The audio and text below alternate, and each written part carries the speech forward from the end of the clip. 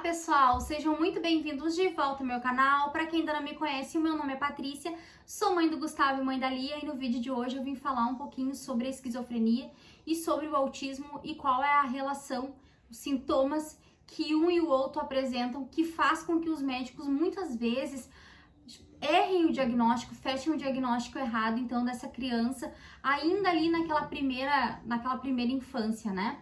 Gente, para quem ainda não é inscrito no canal, se inscreve no canal, deixa o like, comenta bastante esse vídeo, porque os comentários de vocês ajudam o meu canal a crescer e o YouTube, ele impulsiona, né, os vídeos da gente através, então, dos comentários de vocês.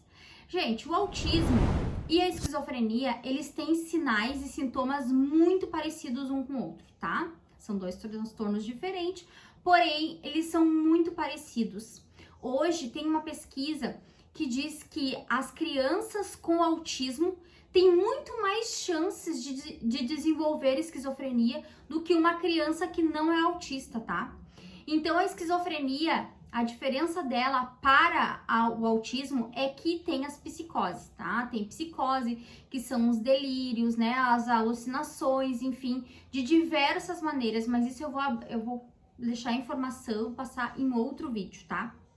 O que a esquizofrenia tem de muito parecido com o autismo, então, que muitas vezes leva um médico que não tem conhecimento em autismo acabar fechando um diagnóstico errado. E isso era muito comum acontecer antigamente, tá?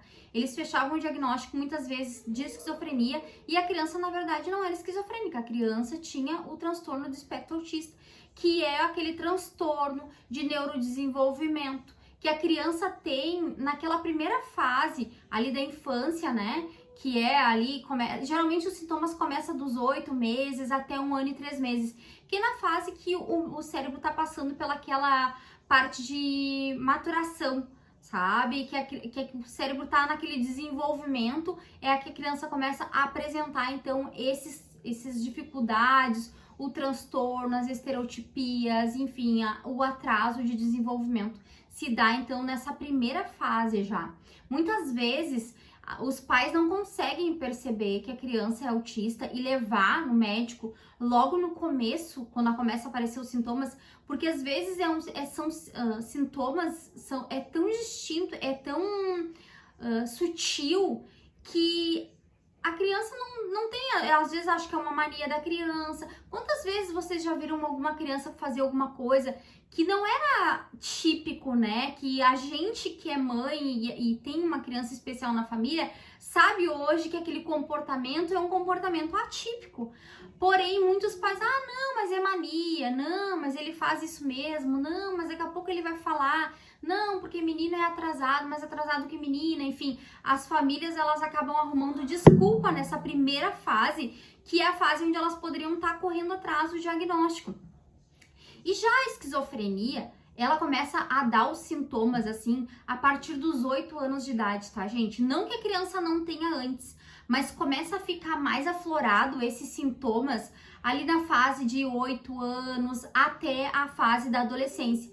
Geralmente, hoje em dia, eles conseguem fazer um diagnóstico mais cedo, né? Não é tão tardio como antigamente, porque hoje em dia os pais estão mais, eu acho que, conectados na internet, eles se ligam, digamos assim, em alguma coisa que a criança deixa de fazer, eles notam os atrasos da criança, e a criança com autismo e a criança com esquizofrenia, ou enfim, um adolescente com esquizofrenia, tem praticamente os mesmos sinais, os mesmos sintomas, e um deles, tá, é aquela parte da interação social, que não interage socialmente com outras crianças na fase ainda criança, né? Depois, quando se tornam adolescentes, acabam aí se tornando ao modo de ver dos pais mais rebelde, aquele que fica mais trancado dentro do quarto, que não interage, sabe? Que muitas vezes o pai e a mãe vê que o filho tem alguma coisa que não é um comportamento normal e foram pais que nunca procuraram ajuda, e é por isso que a esquizofrenia geralmente é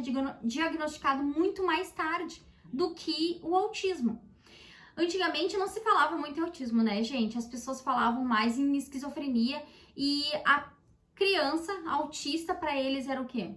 Criança preguiçosa, que não queria falar, criança eles chamavam de tudo quanto é coisa, vamos falar o português aqui, louca, mas tem problema na cabeça. Era tantos termos que antigamente eles usavam para criança autista. E daí muitos pais veem, não, mas antigamente não tinha tanto diagnóstico como agora. É porque agora a nossa geração, a geração atual, tem muito mais conhecimento, né?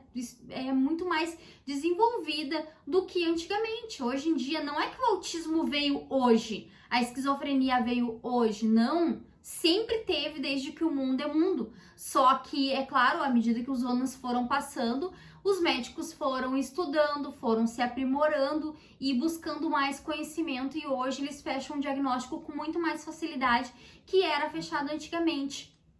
Por que os médicos muitas vezes erram no diagnóstico, tá? Porque a crise psicótica da pessoa com esquizofrenia é muito parecido com a crise da criança autista. A diferença é que a criança autista em crise, ela não delira, tá? Ela não tem alucinações, ela não tem, como é que eu posso explicar? Ela não tem aquela coisa psicótica, sabe? A criança em crise autista, ela não, essa crise, né, que a criança autista tem, ela não tem a psicose que a criança com esquizofrenia tem, tipo, de escutar vozes, de ver coisas, né? Que tudo isso a criança e o adolescente, o adulto esquizofrênico apresenta, né? Então, nessa fase aí de 9 anos para cima, de 8, 9 anos para cima, é que começam a aparecer, então, esses primeiros sinais, esses primeiros sintomas de forma mais clara, tá? O próximo vídeo, então, eu vou trazer para vocês qual é a diferença, né, das duas, e eu vou também trazer bem certinho todos os sinais e sintomas e por que os médicos erravam tanto antigamente no diagnóstico.